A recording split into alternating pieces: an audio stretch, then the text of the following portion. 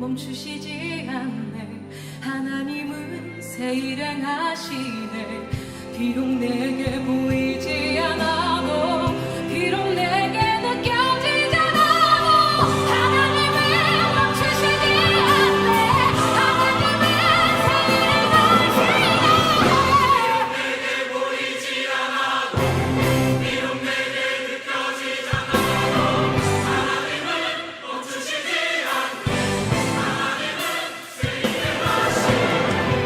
비록 내게 보이지 않아도, 비록 내게 느껴지지 않아도, 하나님은 멈추시지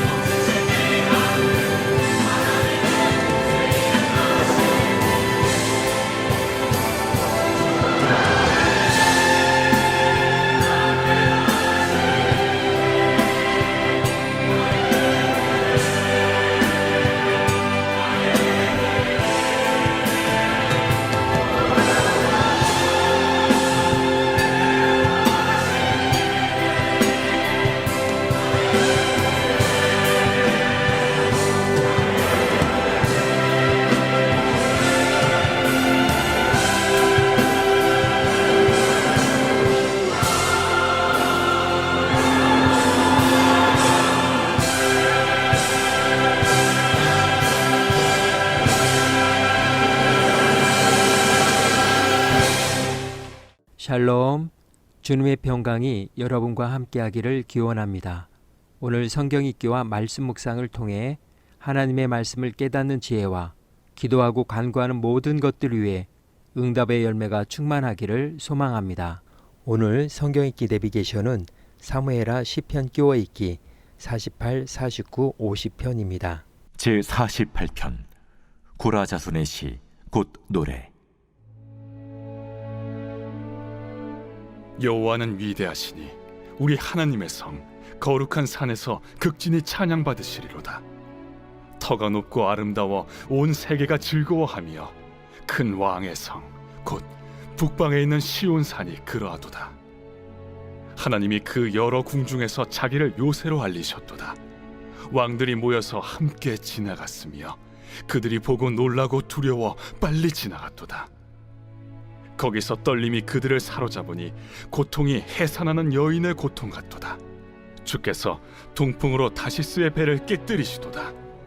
우리가 들은 대로 만군의 여호와의 성 우리 하나님의 성에서 보았나니 하나님이 이를 영원히 견고하게 하시리로다. 하나님이여, 우리가 주의 전 가운데에서 주의 인자하심을 생각하였나이다. 하나님이여, 주의 이름과 같이 찬송도 땅끝까지 미쳤으며 주의 오른손에는 정의가 충만하였나이다.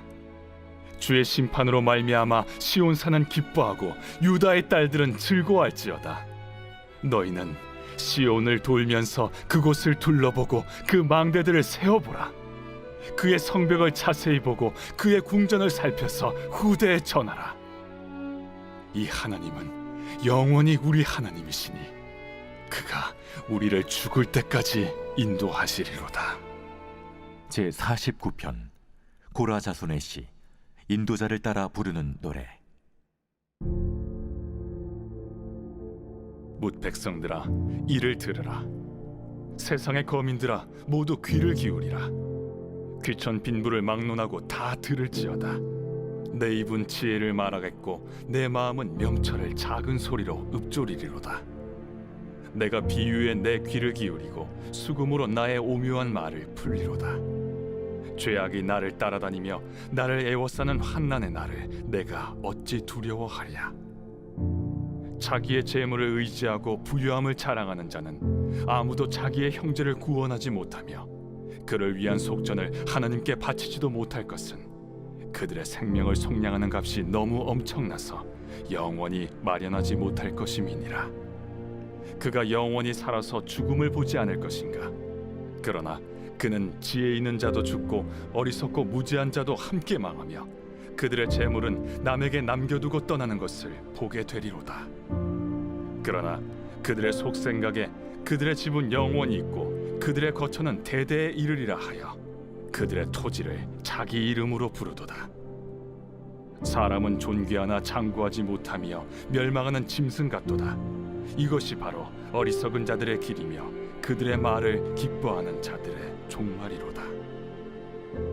그들은 양같이 스올에 두기로 작정되었으니 사망이 그들의 목자일 것이라. 정직한 자들이 아침에 그들을 다스리리니 그들의 아름다움은 소멸하고 스올이 그들의 거처가 되리라. 그러나 하나님은 나를 영접하시리니 이러므로 내 영혼을 스올의 권세에서 건져내시리로다. 사람이 치부하여 그의 집에 영광이 더할 때 너는 두려워하지 말지어다.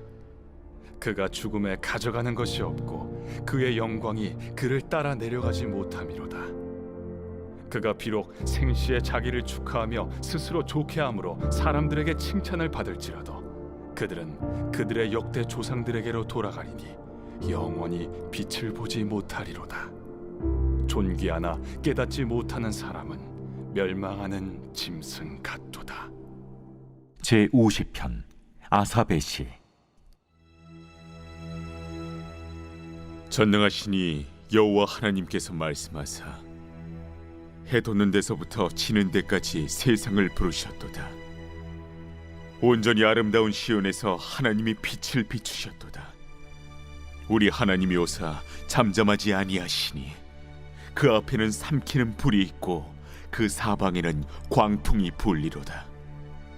하나님이 자기의 백성을 판결하시려고 위 하늘과 아래 땅에 선포하여 이르시되 나의 성도들을 내 앞에 모으라. 그들은 제사로 나와 언약한 이들이니라 하시도다. 하늘이 그의 공의를 선포하리니 하나님 그는 심판장이시미로다. 내 백성아 들을지어다. 내가 말하리라. 이스라엘아 내가 내게 증언하리라. 나는 하나님 곧 내 하나님이로다.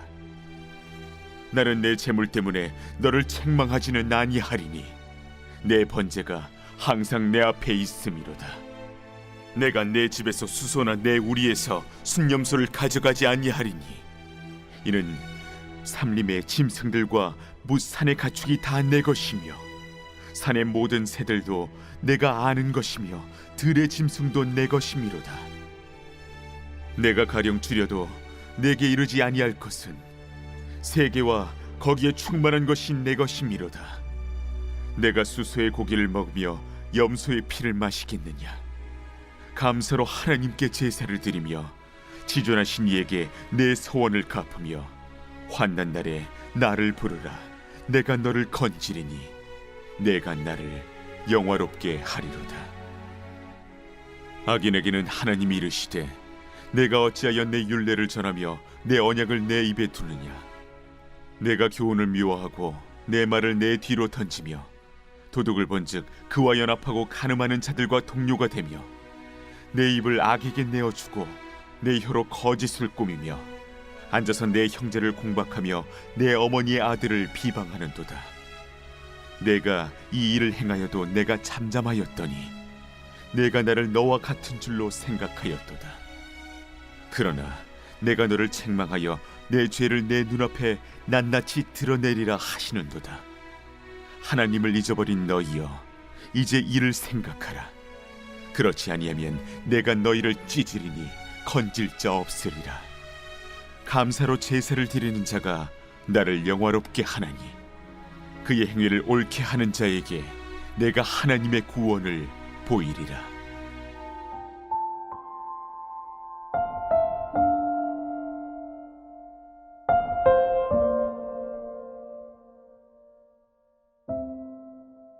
동반자, 어떤 일을 함께 하거나 어디에 함께 가는 사람, 또는 어떤 행동을 할 때 적극적으로 참가하지는 아니하나 그것에 동감하면서 어느 정도의 도움을 주는 사람을 말합니다. 우리는 매우 다양한 관계 속에서 살아갑니다. 그 관계에 따라 의미 있는 인생의 동반자를 4가지 유형으로 분류할 수 있습니다. 첫 번째는 가족 동반자로 부부관계, 부모-자녀 관계, 형제-자매 관계 등이 있습니다. 이는 인생의 가장 중요한 관계로서 모든 관계의 기본이 됩니다. 두 번째는 낭만적 동반자, 즉 애인입니다. 기혼자의 경우 배우자가 됩니다. 세 번째는 사회적 동반자로 우정을 느끼고 서로 도움을 주고받는 친구 관계입니다. 혈연 관계가 아님에도 서로에게 호감을 느끼며 인생의 중요한 동반자가 될 수 있습니다.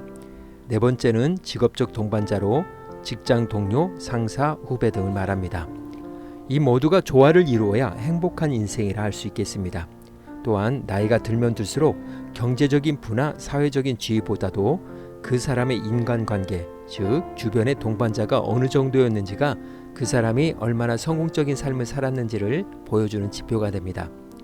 그러나 이러한 모든 관계도 각자의 상황과 형편에 따라 변하기도 하고 죽음의 순간 모든 것이 사라집니다. 그렇지만 영원히 변하지 않는 동반자가 있습니다. 다윗과 고라자손은 그들의 찬양시에서 그것을 밝혀주고 있습니다. 오늘 사무엘하 시편 끼워읽기 48, 49, 50편의 주제어는 동반자입니다. 48편의 배경은 아수르왕 사네립의 이스라엘에 침입한 사건이나 유다왕 여호사밧 때의 모압, 암몬, 마온 연합군이 이스라엘을 침입한 사건으로 추정됩니다. 고라자손의 시인은 이러한 전쟁의 순환 속에서도 승리케 하신 하나님을 찬양합니다. 하나님은 위대하신 분, 그분의 도성에 찬양이 가득하다. 그분의 거룩한 산, 숨막히도록 놀라우니 대지의 기쁨이여라. 시온산 북녘에 우뚝 솟아오르니 온 세상 왕이신 분의 도성이여라. 하나님께서 그 성체 안에 계시니 넘볼 자 없도다. 시인은 전쟁의 승리에 대해 이스라엘의 물리적인 군사력에 대해서는 침묵을 지키고 있습니다. 이것은 당시 이스라엘의 승리가 우리 하나님의 성, 거룩한 산, 큰 왕의 성, 터가 높고 아름다운 곳, 즉 시온성 가운데 임재해 계시는 하나님으로 말미암은 것이라고 고백합니다. 왕들이 도모하여 무리지어 몰려왔으나 보자마자 머리 가로젓고 뿔뿔이 도망쳤다. 해산하는 여인처럼 고통으로 몸을 바싹 구부렸구나. 주께서 거센 동풍으로 다시스의 배들을 박살내셨습니다. 그리고 시인은 큰일을 행하신 하나님을 향해 이렇게 찬양합니다. 이 하나님은 영원히 우리 하나님이시므로 우리가 죽을 때까지 우리를 인도하시리라. 바꾸어 말하면 시인은 영원히 하나님을 동반자로 삼고 변치 않는 믿음으로 그분과 발맞추어 걷겠다는 고백입니다. 49편에서 시인은 자신의 재산을 의지하고 그 부유함을 자랑하는 자들의 에워싸여 초라함을 느끼고 있는 그때 돈으로 살 수 없는 것에 대해 말하고 있습니다. 흔히 사람들은 재물을 의지하고 부유함을 자랑하는 것으로 미래에 대한 두려움을 해결하려고 합니다. 왜냐하면 인생은 수수께끼와 같기 때문입니다. 그래서 조금 더 많이 가지려는 목적에 사로잡혀 수단과 방법을 가리지 못하는 어리석음에 쉽게 빠져듭니다. 그것들이 보상해 줄 것이라 믿기 때문입니다. 그러나 시인은 이렇게 고백합니다. 누가 부자가 되어 명성과 부를 쌓아 올려도 감동하지 마라. 저들은 명성과 부를 고스란히 남겨둘 뿐 가져가지 못한다.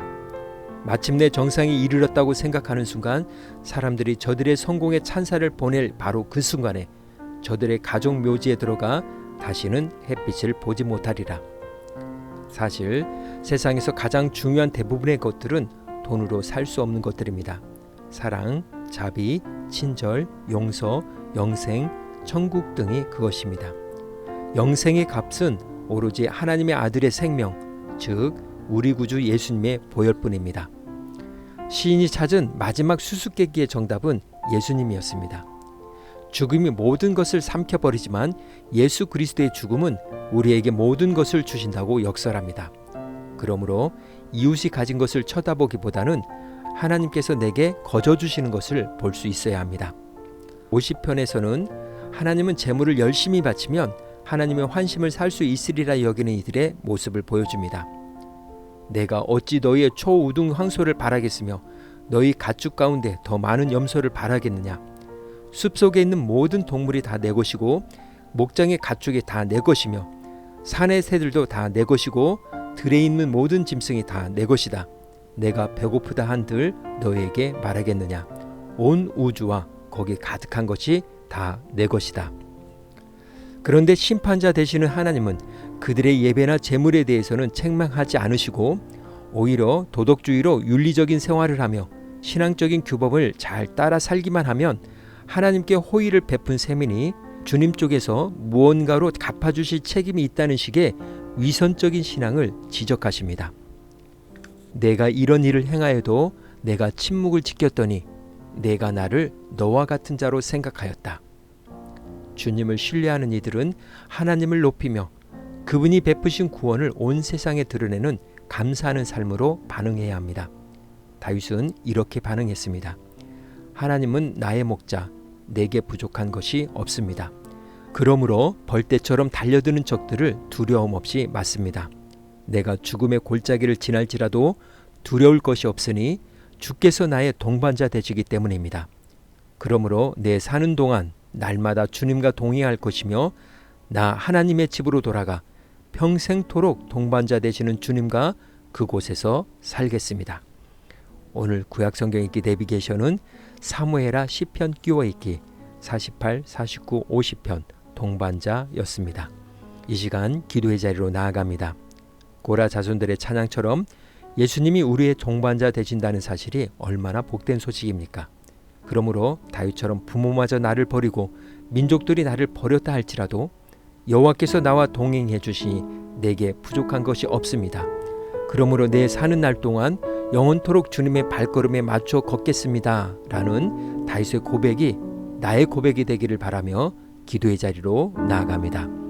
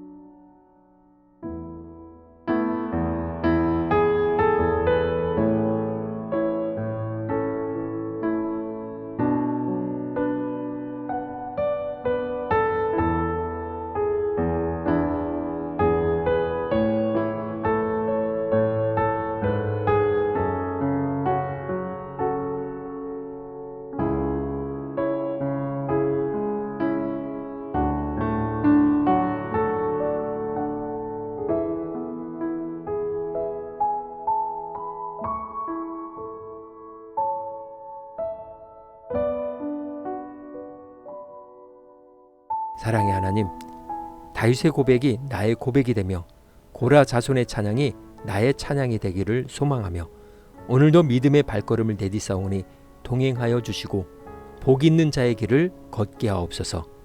오늘은 이렇게 고백하며 나아갑니다. 주님은 우리 인생의 영원한 동반자이십니다. 예수님의 이름으로 기도합니다. 아멘. 이제 음악이 마칠 때까지 자유롭게 기도합니다. 하나님께서 우리의 기도에 귀 기울여 주십니다.